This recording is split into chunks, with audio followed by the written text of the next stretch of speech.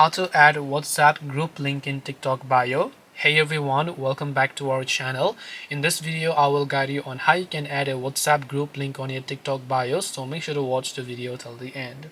In order to add a WhatsApp group link on your TikTok bio, all you have to do is actually go ahead and then first of all, open up the WhatsApp group of which you want to copy the link and make sure that you have the invitation link. So tap on invite via link and then copy the link of that WhatsApp group. Once you copy the link of that WhatsApp group, open the TikTok app, come to your profile page, tap on setup profile option here. Once done, inside the bio section, just make sure to paste the link here, and once you paste the link, your link will get successfully added to your TikTok bio. This way you will be able to add WhatsApp group link in TikTok bio.